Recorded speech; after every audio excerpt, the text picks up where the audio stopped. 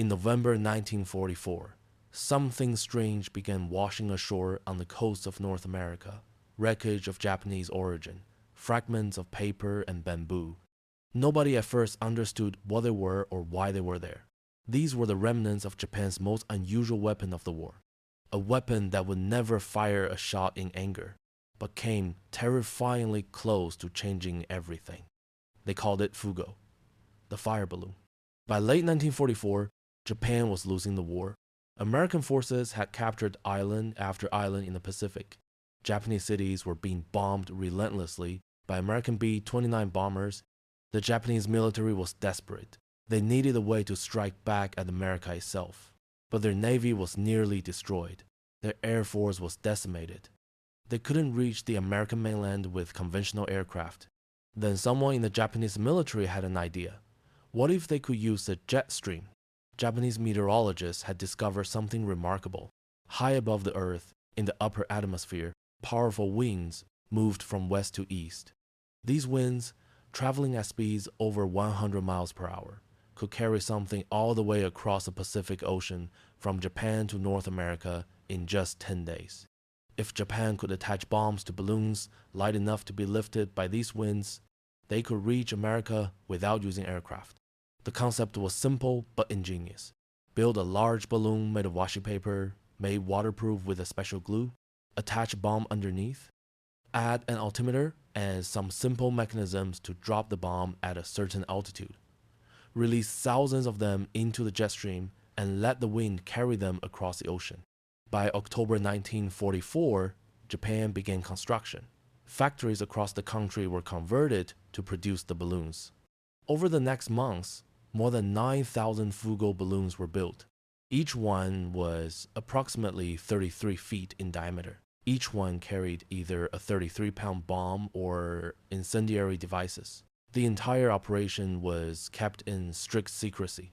In November 1944, the first balloons were launched. They drifted silently across the Pacific Ocean, lifted by the jet stream.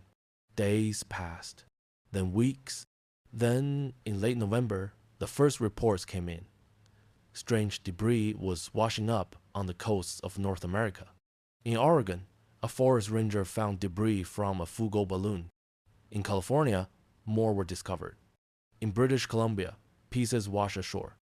The United States military immediately realized what was happening. Japan had found a way to attack the American mainland. The American government faced a crisis. How many balloons had been launched? How many would reach the coast? What could be done to stop them? And most critically, how could this be kept secret from the American public? If people learned that Japan was successfully delivering bombs to American soil, panic would spread. Stock markets would crash. People would demand evacuation from the coasts. The US government made a decision. They would keep the balloon bomb campaign completely secret from the American people. They asked the news media not to report on the balloon bombs. They established a system to track the balloons and search for them before they caused damage. Over the following months, more than 300 Fugo balloons reached the North American continent. Most of them landed in remote areas. Some simply fell into the ocean, but some reached populated areas.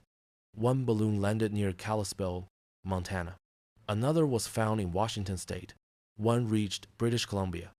The damage was remarkably minimal. A few forest fires started, some power lines were damaged, but the feared mass casualties and widespread destruction never materialized. There were several reasons for this. First, the timing was poor. Many of the balloons arrived in winter, when the forests were wet and fires were difficult to start. Second, the bombs were relatively small.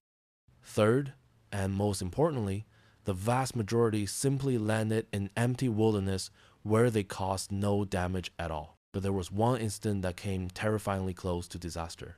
In May 1945, a Fugo balloon landed near the Hanford site in Washington state. The Hanford site was not just any military installation.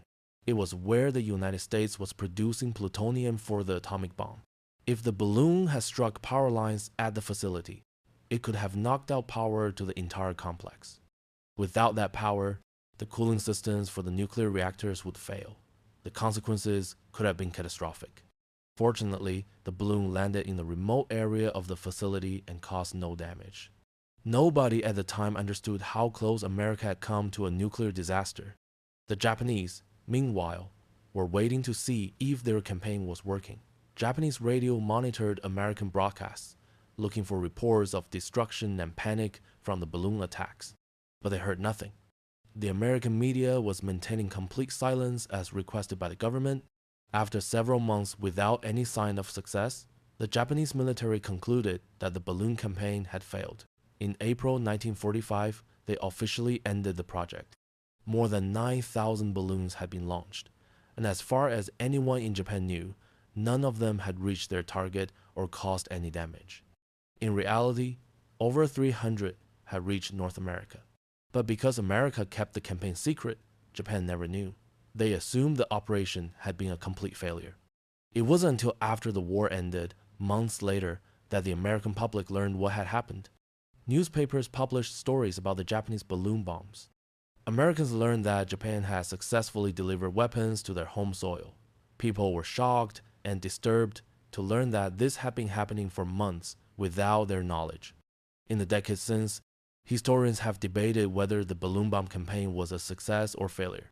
By the numbers, it was a failure. The damage was minimal, the casualties were zero, but as a psychological operation and a demonstration of Japanese ingenuity, it was remarkable. Japan had found a way to attack America without aircraft or ships. The Fugo campaign showed that in war, desperation breeds innovation. Faced with inevitable defeat, the Japanese military created a weapon that was years ahead of its time. The concept of unmanned aerial devices carrying explosives across vast distances would not become common until decades later. In the modern age of drones, only one thing prevented the Fugo campaign from becoming much more significant: luck. If the timing had been different, if more balloons had arrived in summer instead of winter, if one of them had struck the Hanford nuclear facility instead of landing in empty forest, the course of World War II and perhaps the entire post-war world could have been very different. As it was, the Japanese balloon bombs remained one of the war's strangest weapons. A secret attack that almost nobody knew about. A demonstration of innovation born from desperation, and a reminder that even near the end of the war, Japan was still looking for ways to strike back at an enemy it could not defeat.